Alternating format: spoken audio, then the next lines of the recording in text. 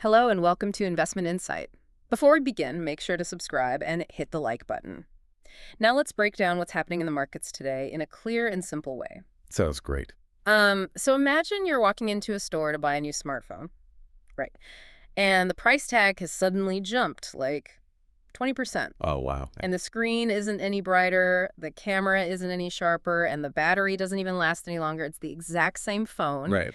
but it costs more simply because a massive data center halfway across the country needs specialized parts to run some new artificial intelligence chatbot. Yeah, that is the hidden reality that's just completely reshaping the global hardware market right now. It's wild. The tech in your pocket is, well, it's actively losing a turf war to AI servers. And, as an American beginner investor looking at the economy today with President Trump in office, keeping track of these massive global tech trends directly impacts, well, your daily life and your investment portfolio. Absolutely, it really does. We hear about the AI boom constantly, but according to recent analysis, the global smartphone market is actually experiencing a historic, unprecedented crash at the exact same time. Yeah, total slump. So the mission of this deep dive is to uncover why this smartphone slump and the AI boom are actually the exact same event. Okay, let's unpack this. Let's do it. So before we can really understand the why, we need to look at the what based on the latest data. Right, lay it on us. Because the drop-off is just staggering.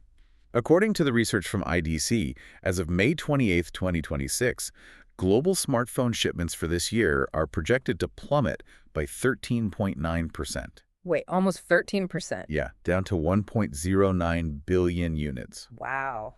Just to visualize that for a second, we're talking about roughly 175 million fewer phones being shipped. Exactly. That is the equivalent of every single adult in the United States suddenly deciding to skip buying a phone this year. It is. It's the steepest annual decline in the entire history of the smartphone industry. The entire history. The entire history. And what investors really need to realize here is that this is not just a quick blip, in the supply chain. Right. The data projects another 1.1% drop in 2027.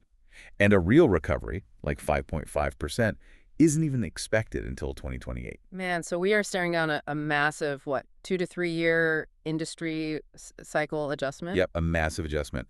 In Q1 2026 alone, shipments dropped 2.9%, according to IDC, or up to 6% if you look at Counterpoint Research. Wow, okay. And that completely snaps a 10-quarter growth streak that began back in mid-2023. But, okay, if the economy is generally moving along, did consumers just suddenly get bored of smartphones, or is there a structural issue here?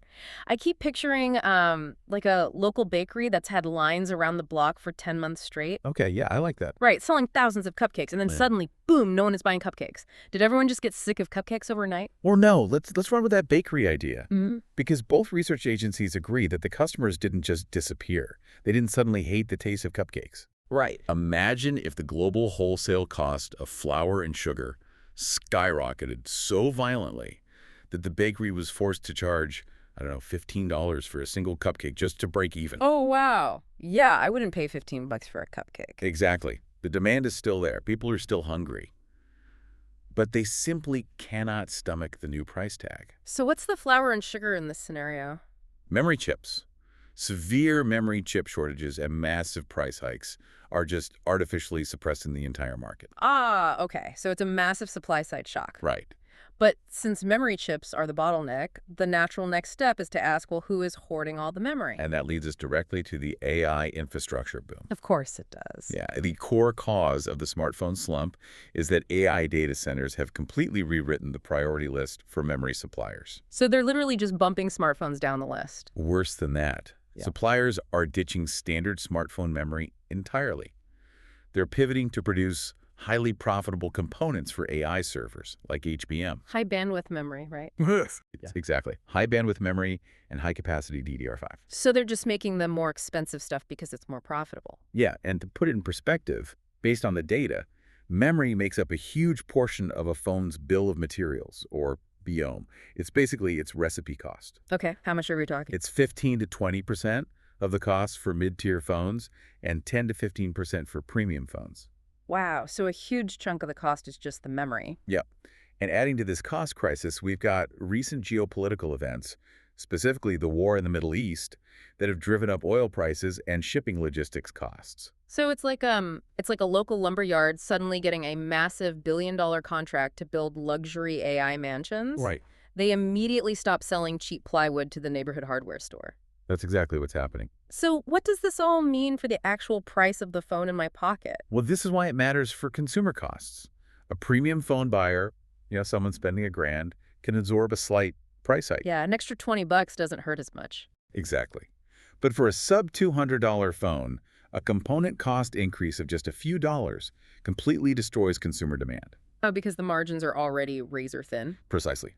Which naturally transitions us into looking at which global regions and specific companies are winning and losing here. Right, because if price hikes disproportionately hurt cheap phones, then places that buy a lot of cheap phones must be taking a beating. They absolutely are. The impact is geographically very uneven. Based on the data, emerging markets are taking the biggest hit. Can you give me some numbers on that? Sure. The Middle East and Africa region is down 23%. Ouch. Yeah. Central and Eastern Europe is down 19%, and Asia Pacific, excluding Japan and China, is down 14%. That is brutal. But let me guess, North America is doing fine. Pretty much. North America is highly insulated. It's only dropping 6.3% due to its focus on premium devices. Because we buy the expensive ones that can absorb the cost. Yeah, exactly. And this really separates the corporate winners from the losers.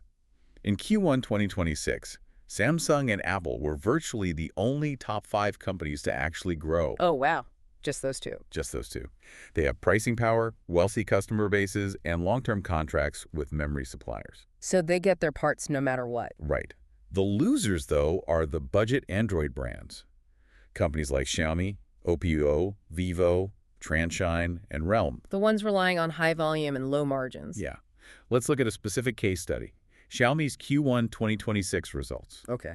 Their adjusted net profit crashed 43%. Wait, 43%? That's almost half their profit wiped out. Yep. Shipments fell 19% down to 33.8 million units, and their gross margins shrank from 12.4% down to 10.1%. Oh man, a 10% margin is nothing? It's nothing. It's all due to component costs and Chinese market competition. Okay, so this brings up a huge concept for the beginner investor listening right now. If I see a stock like Xiaomi looking really cheap, my beginner instinct says, buy the dip. Right, of course. But it sounds like you're telling me this is a classic value trap. I am absolutely telling you that. And this is a core investing principle. Don't just look at a low price-to-earnings ratio. Right. The TE ratio isn't everything. No, it's not. When margins are crashing and you physically cannot pass costs on to consumers, a cheap stock is cheap for a reason. It's a sinking ship. Exactly. Premium brands, however, act as quality consumer tech defenders because of their ecosystem revenue and pricing power. So Apple isn't just selling a phone, they're selling the App Store and iCloud and all that. Right, which protects them. Okay. But if budget phone makers are struggling, the companies that build the brains and parts for those phones must be completely panicking. You would think so, yeah. Which leads us to component manufacturers like Qualcomm. Here's where it gets really interesting. Oh, it does.